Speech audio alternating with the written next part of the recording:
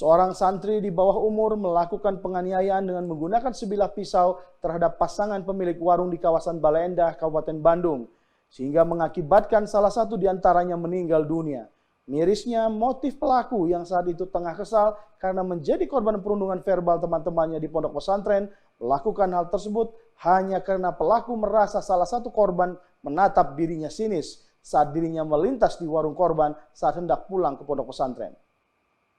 Jumat ini hari tanggal 22 September 2023 lalu, warga di Jalan Raya Laswi, tepatnya di Kampung Cikabung, Kelurahan Marga Mekar, Kecamatan Bale Endah, Kabupaten Bandung, digegerkan dengan peristiwa penganiayaan terhadap sepasang suami istri pemilik warung yang dilakukan oleh orang tak dikenal dan mengakibatkan salah satunya yakni Abdul Kopdar meninggal dunia di tempat kejadian perkara usai mengalami sejumlah luka tusuk di sekujur tubuhnya.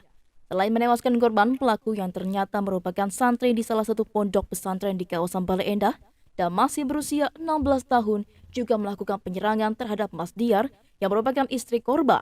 Mas Diar yang saat kejadian tengah mengandung 4 bulan juga mengalami luka tusukan di bagian punggungnya namun selamat.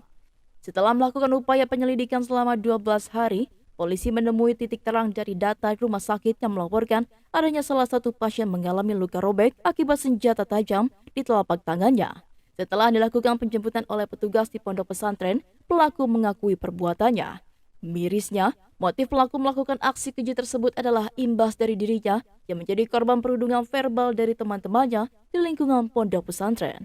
Pelaku yang tengah merasa kesal kemudian mencoba keluar pondok pesantren dengan cara memanjat benteng belakang dan menemukan pisau tersebut yang akhirnya digunakan pelaku membunuh korban. Menurut Kapolresta Bandung, saat press rilis Kamis siang, pelaku yang masih di bawah umur wajib mendapatkan pendampingan dari Bapas dan KPAI sehingga tidak bisa ditampilkan. Yang mana pada saat itu tersangka keluar daripada pondok karena mendapat perlakuan tidak baik oleh temannya, dibully oleh temannya. Ya, pada saat mendapatkan perilaku tidak baik, maka yang bersangkutan lompat keluar daripada pagar, kemudian jalan-jalan, melepas penat.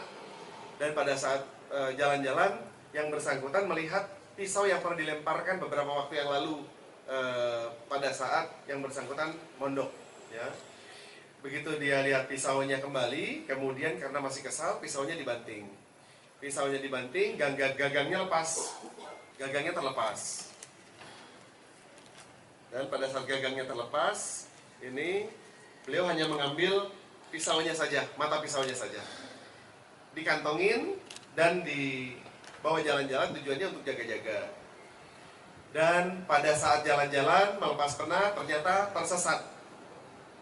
Setelah mencari jalan pulang, mendapatkan warung yang mana akhirnya beliau ingin belanja, korban ingin belanja, dan pada saat belanja bertransaksi, beliau merasa bahwa pemilik warungnya itu menatap pelaku dengan sinis.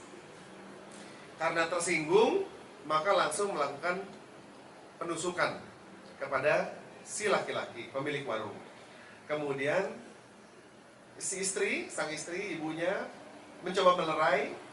Yang sedang hamil 4 bulan saat itu juga dilakukan penusukan kepada si ibu. Alhamdulillah, namun ibunya masih selamat, anaknya selamat, hanya si suami, si bapak pemilik warung itu tidak bisa terselamatkan. Meski masih di bawah umur, proses hukum akan terus berlanjut. Pelaku akan dikenakan pasal 338 Junto 351 KUH Pidana tentang penganiayaan hingga menyebabkan hilangnya nyawa seseorang dan Undang-Undang Perlindungan Anak dengan ancaman hukuman 15 tahun penjara. Polisi juga menghimbau agar anak-anak yang masih di usia sekolah agar tidak melakukan perundungan karena selain bisa menjadi tindak pidana yang berakhir dengan proses hukum, perundungan juga bisa mengakibatkan berbagai efek.